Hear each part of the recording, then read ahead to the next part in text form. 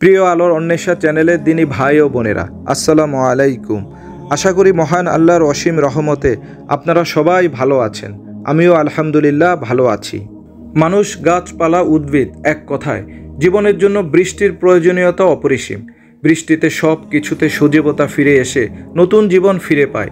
পবিত্র কোরআনে আল্লাহ তাআলা বলেছেন, যখন তা ভারী মেঘমালাকে বয়ে নিয়ে যায়, তখন আমি তাকে কোনো মৃত ভূখণ্ডের দিকে চালিয়ে নিয়ে যাই।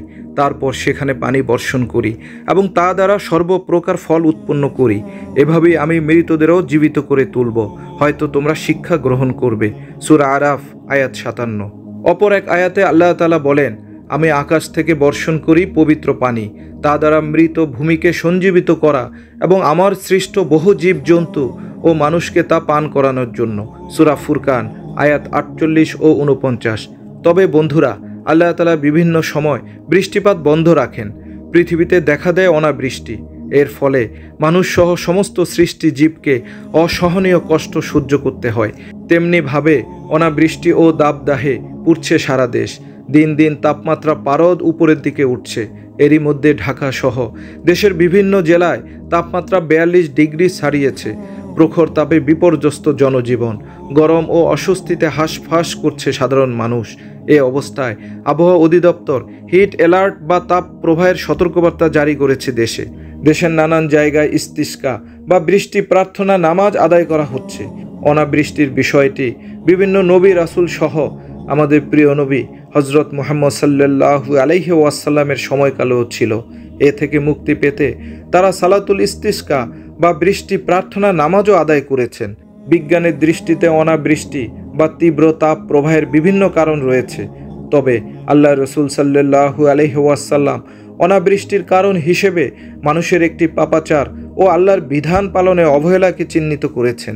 এক হাদিসে এ বিষয়ে বিস্তারিত এসেছে। হযরত আব্দুল্লাহ বিন উমার রাদিয়াল্লাহু তাআলা আনহু থেকে বর্ণিত, তিনি বলেন, রাসূল সাল্লাল্লাহু আলাইহি ওয়াসাল্লাম আমাদের দিকে এগিয়ে এসে বলেন, হে মুহাজির দল, 5টি কাজ এমন আছে যাতে তোমরা লিপ্ত হয়ে পড়লে উপযুক্ত শাস্তি তোমাদেরকে গ্রাস করবে। আমি আল্লাহর কাছে পানা চাই যাতে তোমরা তা প্রত্যক্ষ না করো। যখনই কোনো জাতির মধ্যে অশ্লীলতা প্রকাশ্যভাবে ব্যাপক হবে, তখনই সেই জাতির মধ্যে প্লেগ এবং এমন মহামারী ব্যাপক হবে যা তাদের পূর্বপুরুষদের মাঝে ছিল না। যে জাতি মাপ ও ওজনে কম দেবে, সে জাতি দুর্ভিক্ষ, কঠিন খাদ্য সংকট এবং শাসক গোষ্ঠীর অত্যাচারের শিকার হবে। যে জাতি তার মালের জাকাত দেওয়া বন্ধ করবে, সে জাতির জন্যই আকাশ হতে বৃষ্টি বন্ধ করে দেওয়া হবে। যদি অন্যান্য প্রাণীকুল না থাকতো, তাহলে তাদের জন্য আদৌ বৃষ্টি হতো না। যে জাতি আল্লাহ ও তার রাসূলের প্রতিশ্রুতি ভঙ্গ করবে, সে জাতির উপরেই তাদের বিজাতীয় শত্রু দলকে ক্ষমতাসীন করা হবে, যারা তাদের মালিকানা ভুক্ত বহু ধন সম্পদ নিজেদের কুক্ষিগত করবে। আর যে জাতির শাসক গোষ্ঠী যতক্ষণ পর্যন্ত না আল্লাহর কিতাব অনুযায়ী দেশ শাসন করবে, ততক্ষণ পর্যন্ত তিনি তাদের মাঝে গৃহদ্বন্দ্ব অবস্থায় রাখবেন। সুনানে ইবনে মাজাহ হাদিস নম্বর 4019।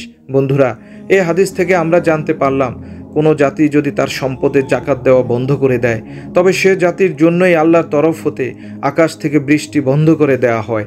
নাউজুবিল্লাহ। জাকাত মানে পবিত্রতা ও প্রবৃদ্ধি, যা ইসলামের পঞ্চ স্তম্ভের একটি।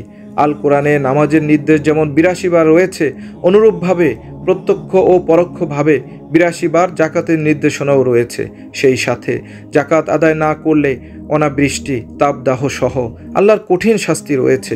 মহান আল্লাহ তাআলা আমাদেরকে সম্পদের জাকাত আদায় করা সহ তার হুকুম আহকাম পালন করার তৌফিক দান করুন। আমিন।